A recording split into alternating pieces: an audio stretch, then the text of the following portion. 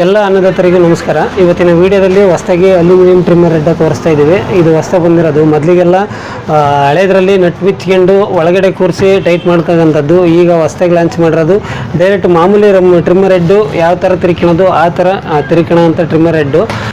ಇದಕ್ಕೆ ಕೂರಿಸಿ ತೋರಿಸ್ತೀನಿ ನಿಮಗೆ. ನಾರ್ಮಲಿ ಯಾವ ಥರ ಬ್ರಷ್ ಕಟರಲ್ಲಿ, ಹಳೆಯ ಬ್ರಷ್ ಕಟರಲ್ಲಿ ಇದು ಈ ಫೈಬರ್ ಬಾಬಿನ್ ಟ್ರಿಮ್ಮರ್ ಹೆಡ್ಗಳನ್ನ ಯಾವ ರೀತಿ ರಿಪ್ಲೇಸ್ಮೆಂಟ್ ಮಾಡ್ಕೊತಿದ್ವಿ ಆ ಥರ ಮಾಡ್ಕೊಳೋದು.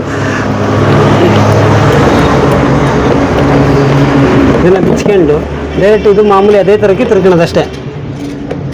ಈಗ ಮಾಮೂಲಿ ಇದು ವರ್ಲ್ಡ್ ಬಂದು ಡಿಫ್ರೆನ್ಸಲ್ಲಿತ್ತು, ಅದನ್ನು ತೋರಿಸ್ಬಿಡ್ತೀನಿ. ಇದನ್ನು ಇದು ಹಾಕ್ಬಿಟ್ಟು ಈ ಥರ ಲಾಕ್ ಮಾಡ್ಕೊಳ್ಳೋದು ಅಷ್ಟೇ. ಈಗ ಹಳೇದು ಬಂದು 2 ಪೀಸಸ್ಸಲ್ಲಿ 2 ಭಾಗದಲ್ಲಿ ಬರೋದು. ಈಗ ಇದರಲ್ಲಿ ಇದು ಡೈರೆಕ್ಟು ಹೊಸದಾಗಿ ನಾವು ಲಾಂಚ್ ಮಾಡ್ತಾಯಿದ್ವಿ. ಈ ಥರ 2 ಪೀಸ್ ಇದ್ದಿದ್ದು ಟ್ರಿಮ್ಮರ್ ಹೆಡ್ಡು ಈಗ ಈ ಥರ ಬಂದಿದೆ ಡೈರೆಕ್ಟು. ಇದನ್ನು ಈಸಿ ಆಗುತ್ತೆ ಬಿಚ್ಕೊಳಕ್ಕೆ, ಹಾಕೋಣಕ್ಕೆ ಎಲ್ಲ ಈಸಿ ಆಗುತ್ತೆ ರೈತರಿಗೆ. ಹಂಗಾಗಿ ಈ ಥರದ್ದು ನಾವು ಇಂಟ್ರಡ್ಯೂಸ್ ಮಾಡ್ತಾಯಿದ್ದೀವಿ. ಇದು ತುಂಬ ಚೆನ್ನಾಗಿದೆ. ಸೇಮ್ ಇದರಲ್ಲಿ ಹೆಂಗೆ ನಟ್ಟು ಬಿಚ್ಕೊಂಡು ರೋಪ್ ಹಾಕೊಂತಿದ್ರಿ, ಇದರಲ್ಲೂ ಕೂಡ ಅದೇ ಥರ ಬಿಚ್ಕೊಂಡು ಹಾಕೋಣದು. ಈಗ ಸ್ಟಾರ್ಟ್ ಮಾಡಿ ರನ್ ಮಾಡಿ ತೋರಿಸ್ತೀವಿ ಅದನ್ನು.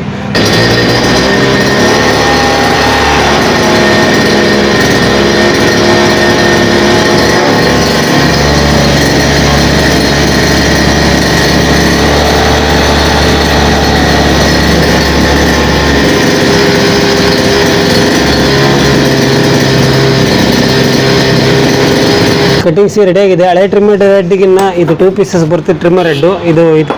ಇದು ತುಂಬ ಈಸಿ ಇದೆ. ಇದು ಬಿಚ್ಚಲಿಕ್ಕೆ ಇದಕ್ಕೆ ಕಷ್ಟ ಆಗೋದು ಅಂತೇಳಿ ರೈತರು ಹೇಳ್ತಿದ್ರು. ಹಾಗಾಗಿ ಇದು ಬಿಚ್ಚಕ್ಕೆ ಹಾಕಲಿಕ್ಕೆ ತುಂಬ ಈಸಿ ಇದೆ. ಹೊಸ ಟ್ರಿಮ್ಮರ್ ಮಾಮೂಲಿ ಫೈಬರ್ ಟ್ರಿಮ್ಮರ್ ಹೆಡ್ ಯಾವ ರೀತಿ ರಿಪ್ಲೇಸ್ಮೆಂಟ್ ಮಾಡ್ಕೊಂಡಿದ್ವಿ ಆ ಥರನೂ ಮಾಡ್ಕೋಬೋದು. ರೈತರಿಗೆ ಉಪಯೋಗಿಸೋಕ್ಕೆ ತುಂಬ ಚೆನ್ನಾಗಿದೆ. ಇದನ್ನು ಒಂದು ಸಲ ಟ್ರೈ ಮಾಡಿ ನೋಡಿ.